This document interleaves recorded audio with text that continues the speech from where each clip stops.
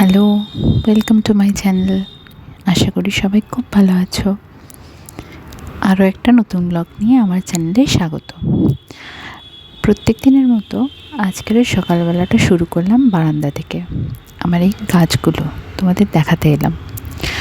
দেখো ফুল ফুটেছে কি সুন্দর, তবে গাছগুলোর পাতাগুলো একটু হলুদ হয়ে গেছে। আমার এই গাছটা কিন্তু একা নেই, আমি একটা উচ্ছের দানা ফেলেছিলাম, তো সেখান থেকে একটা উচ্ছে গাছও এখানে জড়িয়ে নিয়েছে। আজকে হঠাৎ দেখলাম, এতদিন লক্ষ্য পড়েনি, আজকে হঠাৎ দেখলাম এই দুটো পাতা, মনে হচ্ছে যতদূর সম্ভব লেবু চারা।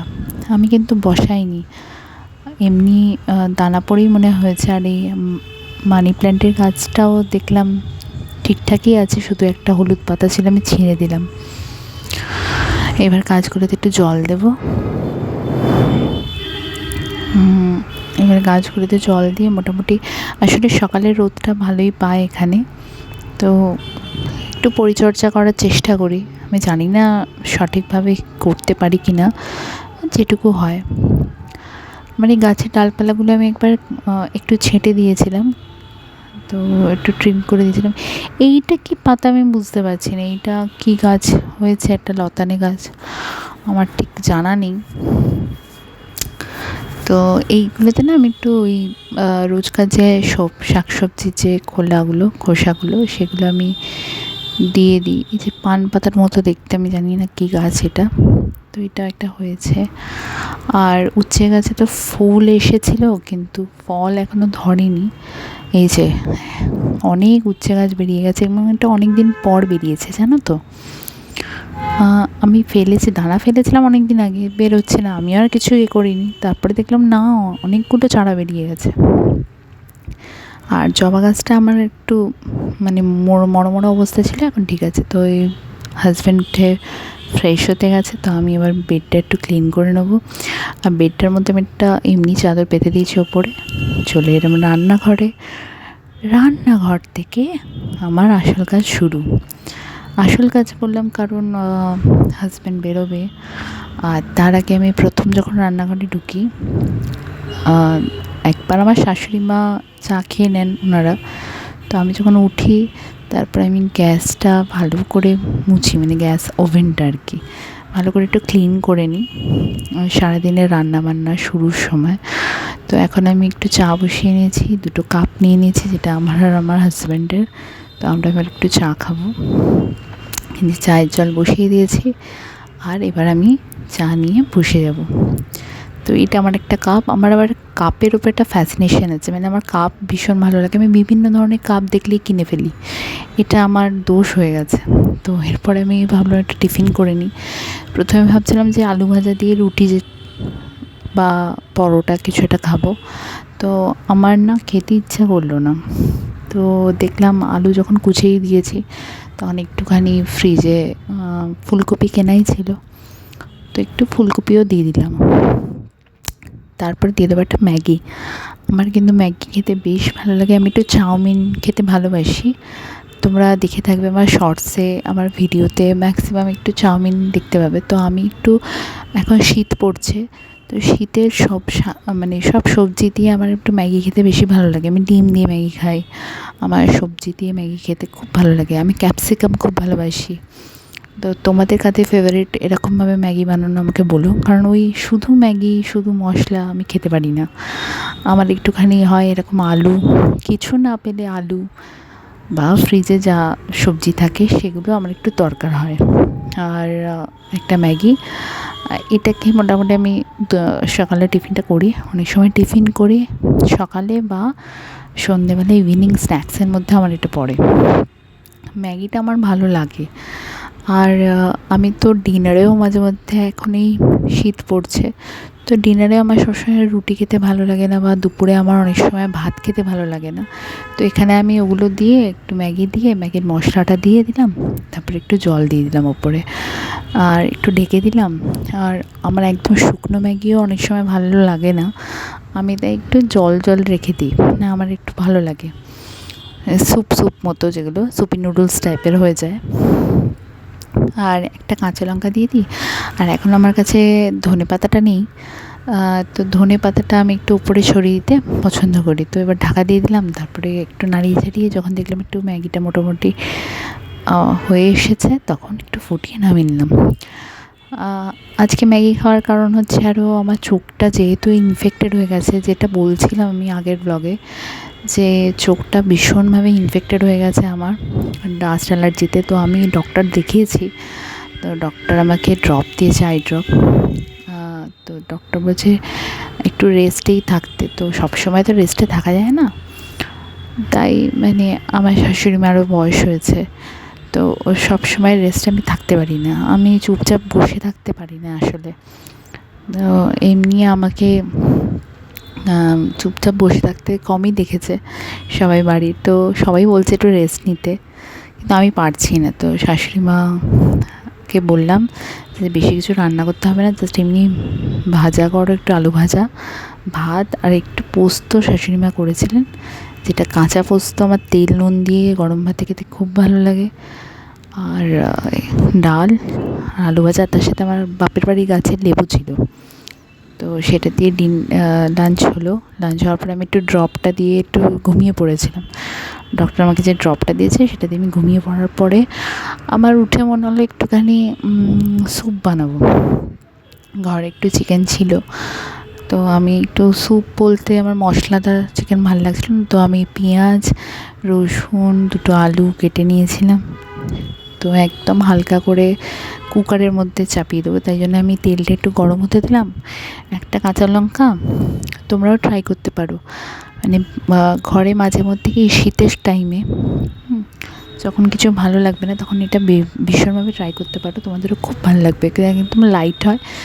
তো কুকারের মধ্যে করবে। তো বাড়িতে আর কেউ চিকেন খাবে না বললো, তো মোটামুটি দুপুরের যে ডাল আছে সেটা দিয়েই হয়ে যাবে। তো ওই জন্যে আমি কী করলাম, কুকারটা গরম করে নিলাম, তার মধ্যে সামান্য পরিমাণে তেল দিলাম, অল্প একটু জিরে দিলাম, জাস্ট একটা গন্ধ আসে, এবং তারপরে কেটে রাখা দুটো আলু আমি দিয়ে দিলাম। আলুটা দিলাম বিকজ আমি একটু রুটিটা খাবো, তো রুটির সাথে একটু আলু না হলে মাংসটা হয় না। আর আমি না সলিড পিস খেতে পারি না, আমার একটু হাড্ডি থাকবে, একটু মাংস থাকবে, এটা আমার বেশি মানে আমার ভালো লাগে। তাই আমি অল্প একটু পেঁয়াজ, মানে সব কিছুই অল্প অল্প পরিমাণে, আমি 2 থেকে 3টে পিস নিয়েছিলাম, আর স্যুপটা বেশি রেখেছিলাম, তাও আমার এখানে জলটা একটু কমে গেছিলো, তোমরা দেখতেই পাবে। তো সেই কারণে জলটা কমে যাওয়ার কারণে আমার স্যুপটা অল্প হয়ে গিয়েছিলো। আমি কোনো অ্যারারুট ইউজ করিনি, কিচ্ছু দিইনি। তো নর্মালি দেখতে পাচ্ছ আমি তেল গরম করলাম, তেল গরম করে আমি একটু জিরে দিলাম, তারপর আলুটা দিয়ে দিলাম, আলুটা নাড়িয়ে নেব হালকা করে, বেশি ভাজার দরকার নেই, কারণ পেঁয়াজটা দেওয়ার পরে অলরেডি ভাজতে থাকবো আর কি। রসুনটা না আমি মোটামুটি আস্তই দিয়ে দিয়েছিলাম, রসুনটা আমি কোনো বাটা দিইনি। আর আদাটা খালি আমি একটা ছোট্ট গ্রামারে একটু ঘষে নিয়েছিলাম। রসুনটা দেখতে পাচ্ছি একদম গোটা রসুন দিয়েছি, বিকজ আমি কিন্তু এটাতে স্টিমে দিয়ে দেবো কুকারটা। মোটামুটি 2 থেকে 3টে সিটি একটা হবে, মানে যাতে চিকেনটা খুব ভালো করে সেদ্ধ হয়ে যায়, আলুটা খুব ভালো করে সেদ্ধ হয়ে যায়, আর রসুনটারও সেদ্ধ হয়ে যায় অবভিয়াসলি, মানে সব কিছু পুরো সেদ্ধ। তো একটুখানি নাড়িয়ে ঝাড়িয়ে নিয়ে অল্প একটু ধনে গুঁড়ো, অল্প একটু জিরে গুঁড়ো, আর হলুদ, নুন, আমি একটু টমেটো দিয়েছিলাম, এটা কেউ স্কিপ করতে পারো যারা টক খাও না, অনেকেই আছে টক খেতে চায় না, আর আমি 2টো কাঁচা লঙ্কা দিয়েছিলাম। আর অবশ্যই গোলমরিচ দেবে, তাহলে খেতে খুব ভালো লাগে, টেস্টটা খুব ভালো লাগে। যদি কারো গোলমরিচ না খেতে পছন্দ করে তাহলে সেও একটা স্কিপ করতে পারো। তো দেখতেই পাচ্ছ মোটামুটি খুব সুন্দর একটা ফ্লেভার ছাড়ে। আর এক্ষেত্রে আমি বলে রাখি, আদাটা আর রসুনটা আমি একটু বেশি পরিমাণে দিয়েছিলাম, একদম সম পরিমাণে, মানে যতটা আদা ততটাই রসুন। এখানে আমি একটা জিনিস অ্যাড করিনি, যেটা আমার ভালো লাগছিল না, বাট এটা অ্যাড করলে আমি পরের বার যখন করব তখন ডেফিনেটলি করব, সেটা হচ্ছে মাখন, বাটার। অল্প একটু বাটার দিলে এর টেস্টটা আরও অন্যরকম লাগে।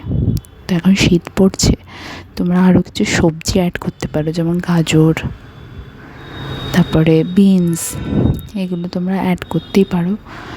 তো এবার এতগুলো পিস ছিল, আমি ভাবলাম যে এতগুলো পিসটাকে কী করা যায়, তাই আমি হলুদ মাখিয়ে রেখেছিলাম।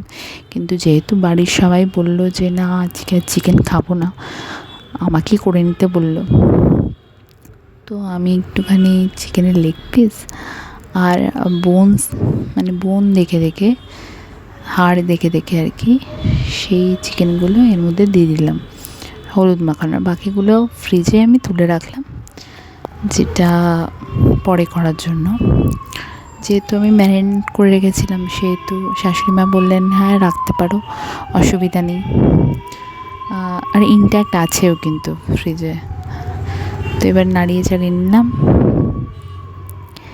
নিয়ে এবারে আস্তে আস্তে যখন দেখবে একটা গন্ধ ছাড়ছে, ফ্লেভার ছাড়তে অলরেডি আরম্ভ করেছে, তখন আমি একটু নুন পরিমাণ মতো আর অল্প একটু হলুদ গুঁড়ো, জিরে গুঁড়ো, ধনে গুঁড়ো যেটা বললাম। এখানে কিন্তু কোনো শুকনো লঙ্কা দেওয়া যাবে না, মানে এটা না দেওয়াই ভালো। এটা কিন্তু বাচ্চাদেরও খুব ভালো লাগবে, যারা একদম স্কুল গোয়িং আর কি, তো তাদেরও করে দিতে পারো, তারা খুব ভালোবাসবে এটা। এটা আমি বহুবার খেয়েছি, আমি ছোটোবেলায় তো অনেকবারই খেয়েছি, আমাকে আমার মা বানিয়ে দিতেন। তো এখন এটা যেন আমার খুব ভালো লাগে। তো আমার পেঁয়াজটা একটু লাল লাল হয়ে গিয়েছিলো, এতটা ভাজার দরকার নেই, সুন্দর ফ্লেভার আসবে। এই যে আমি জল দিয়ে দিয়েছি, অ্যান্ড জলটা আমার একটু কমই হয়েছিল। তো আমার একার জন্যে ঠিক আছে, যে আর কেউ খায়নি, তাহলে আমার হাজব্যান্ড একটু খেয়েছিল, দ্যাটস ইট। তো এইভাবেই আমি বানিয়ে নিয়েছিলাম। তো এর মধ্যে হুইসেল দিয়ে দিয়েছিলাম 3টে থেকে 4টে। খুব সুন্দর একটা স্মেল ছেড়েছিল, খুব সুন্দর খেতে হয়েছিল। শুদ্ধ স্যুপটা আমার একটুখানি ডিলে হয়ে গেছে, তোমরা দেখতেই পাচ্ছ ফাইনাল লুকটা। এক বড় বাটির 1 বাটি হয়েছিল আমার। তো আমার শরীরটাও ভালো লাগছিল না, যেহেতু চোখে একটা ইনফেকশন হয়েছে। চোখে ইনফেকশন হলে অবভিয়াসলি ডক্টরের কাছে যাও, ফেলে রেখো না, কারণ আমি কিন্তু অনেকদিন ফেলে রেখেছিলাম, ফলে আমি খুব ভুগেছি। তো এখন আমি একটু ঠিক আছি আজকে। এই হচ্ছে ফাইনাল লুক। আমার ভীষণ ভালো লাগছিলো। রাত্রিবেলা আমি রুটি দিয়ে খেয়েছিলাম, এটা রুটি বা পাউরুটি হোয়াটএভার, কিন্তু গরম গরম খেতে হবে। এটা গরম গরম খেলে ভীষণ ভালো লাগবে। অবভিয়াসলি বাড়িতে ট্রাই করো, ট্রাই করে আমাকে জানিও যে তোমাদের কেমন লাগলো। ভীষণ ইজি রেসিপি। কিছু রান্না করতে না ভালো লাগলে এটা বানিয়ে খেও। আর যারা স্কুল গোয়িং বাচ্চা, যারা মম আছো, তারাও আমার এই রেসিপিটা ফলো করতে পারো, দেখবে ওরা খেতেও পারবে, এটা পুষ্টিদায়ক। সো আজকে এই পর্যন্তই, আবার কালকে একটা ব্লগ নিয়ে আসবো। পাশে থেকো, সাবস্ক্রাইব করো, ভালো লাগলে লাইক, কমেন্ট অ্যান্ড শেয়ার করো।